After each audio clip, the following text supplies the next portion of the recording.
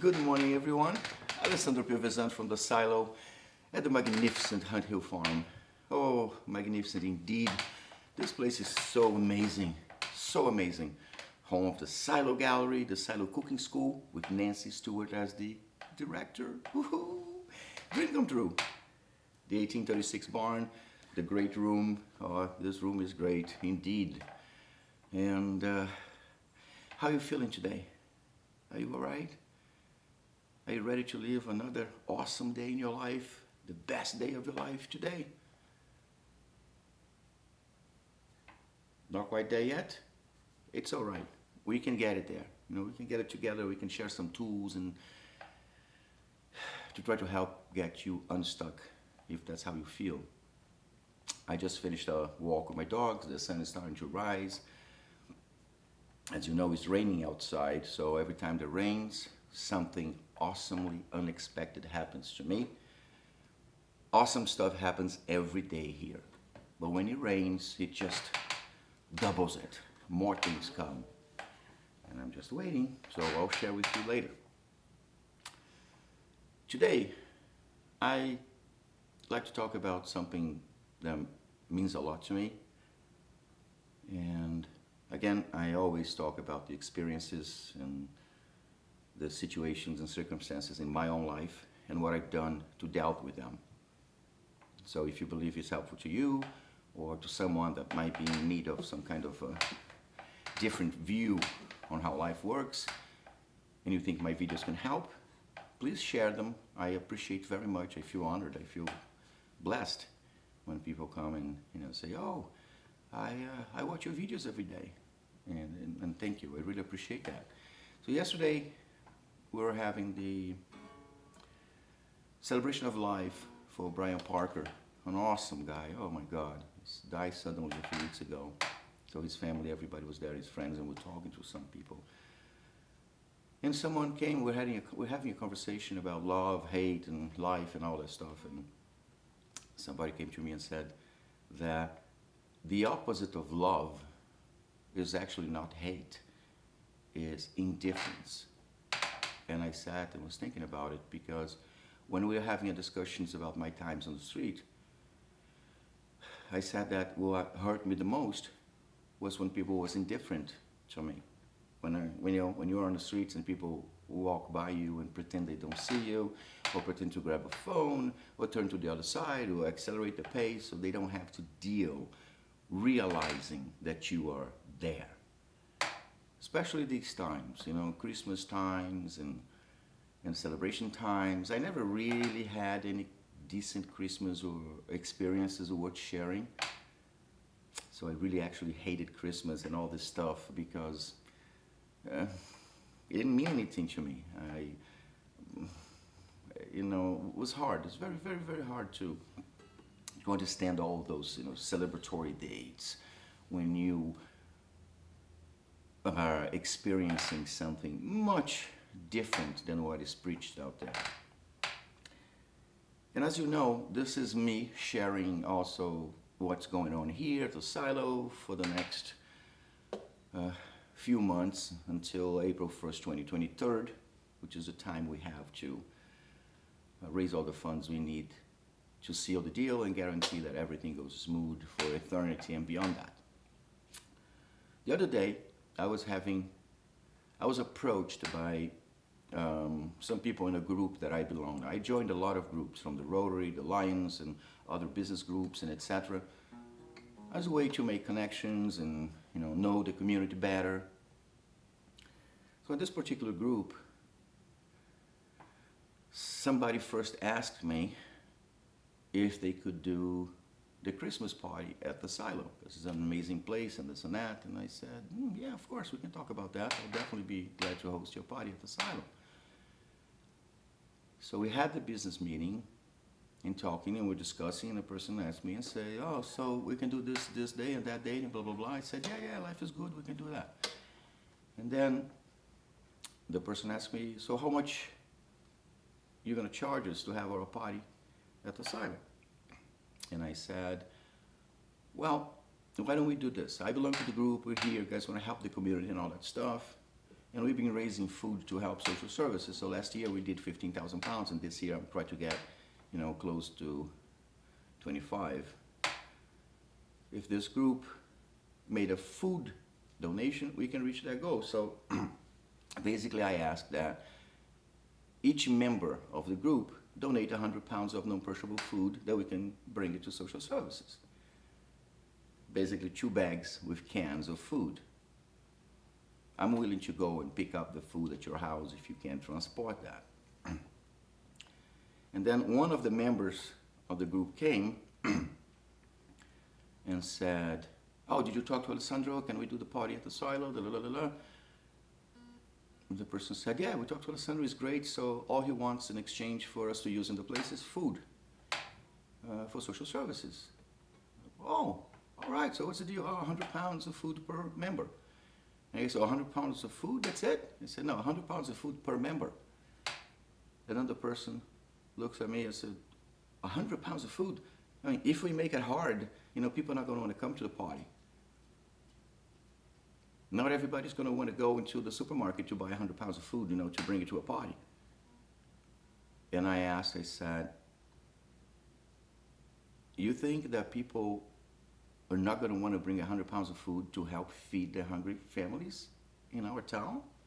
So when you come to celebrate your party, Christmas, right? Love in your heart and blah, blah, blah, jingle bell, let's help everybody.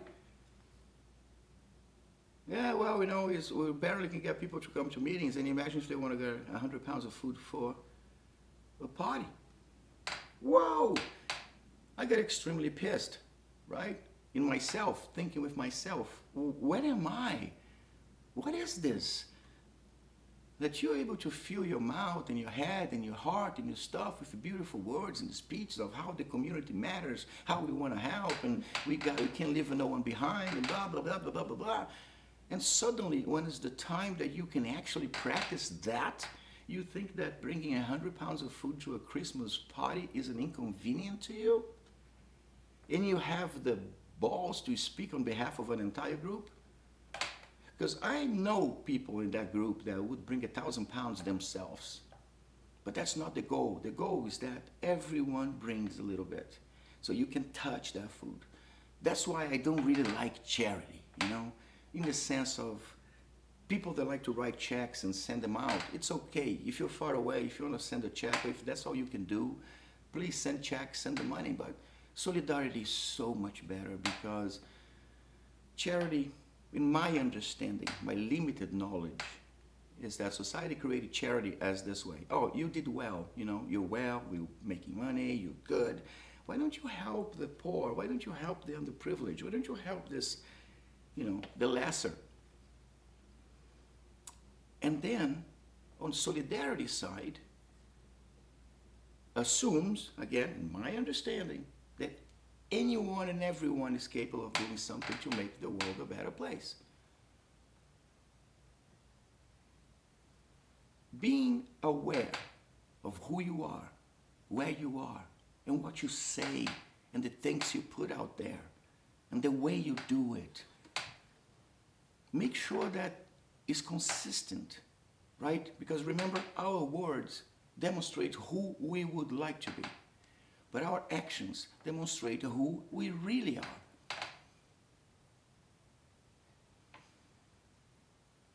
Hunger have a very deep significance, meaning to me, because I experienced 4 years of it. It wasn't fun, it wasn't nice, and nothing worth sharing in the sense of, yeah, go be hungry. I'm not talking about, fasting so you can lose weight or religious reasons or whatever. I'm talking about not having anything to eat on the streets, refusing to reach out to garbage cans until you can't no longer afford this luxury. When you see a stuffed up garbage can, you jump on it and you eat what you can. Especially these days of Christmas and all, the garbage cans are filled with good stuff. But if we come together before that food become waste, even if it's leftovers, little bag, seal, prepare, give it to somebody in need. Create that gesture of kindness, of care that carries the spirit of Christmas. I'm trying to build memories, good Christmas memories, starting my life now at 50 years old. I have kids, I have a family. I'm starting to understand the concept behind this whole thing because before I couldn't. But it's so easy for us to pretend to care. But when opportunities arise that we can really do something meaningful and touch a life, because an empty stomach feeds such a dangerous mind. And passing on these opportunities, it will be so much easier if the person, instead of saying that, oh, some people can carry the food and this and that, it's okay, just tell me I have 100 pounds of food at home, would you mind coming pick it up? I won't carry. It's fine, I'll come to pick it up. Find alternatives to get it done instead of simply saying, well, we're going to make it hard, people don't want it. Right? Think about it. Of course I get pissed. I get pissed on a lot of things, but that's not the point. Being indifferent is so deep, so hurtful when you're on the other side experiencing that load of indifference coming to your life. How do you feel when people are indifferent to you, to your feelings, to your being, to your situation? I'm not talking about sitting there and listening to people complaining about life and their problems and things like that. I'm talking about people that are going through, tremendous visible hardship. And you choose to ignore it for convenience or for whatever reason. You may be lost too, And if you are in that moment when you feel lost, away from yourself, either for extreme darkness or a tremendous amount of light shining on you that takes you away from who you are. Come back home, come here, where you know who you are. You know everything that you've been through. Look at the reserve buckets of past achievements, blood, sweat, and tears, happy moments, stinky moments, impossible moments. Open them up, smell them, rejoice, listen. Remember, especially the times when things seem to be impossible, that you felt alone and you felt incapable. But yet, here you are. You made it. You came through. So you have that will, you have that power, you have that strength. But maybe what you need is to add some extra tools to your toolbox. When you come back home and realize who you are and the strength and the beauty of your life, come back to the world and go after, pursue the life of your dreams and the transformation to be the best you can be, the best human being, the best friend, the best love, the best everything. You can do it. It's totally possible.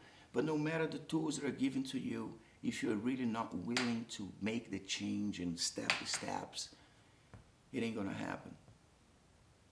And it's not easy either. It's the hardest part is for you to actually seek that help and want to be helped and continue on the path to heal and to rebuild your strength and conquer the life of your dreams.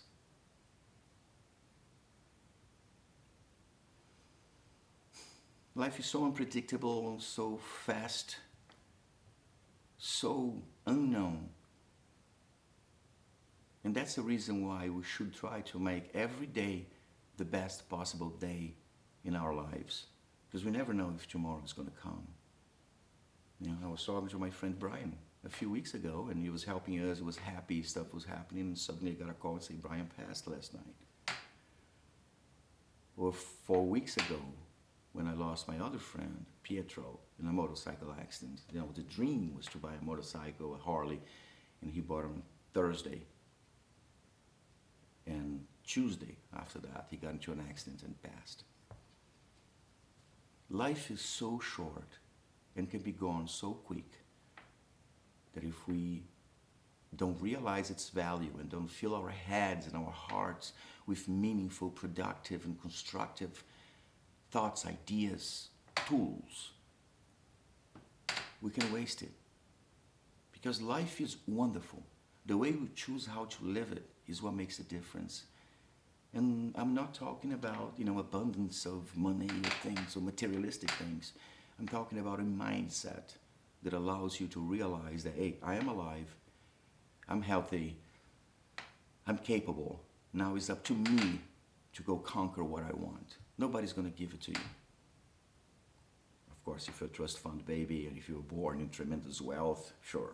But of course, my conversation is not aimed at you. But even those people that are tremendously privileged financially have issues and problems. We all do, in different levels and scales.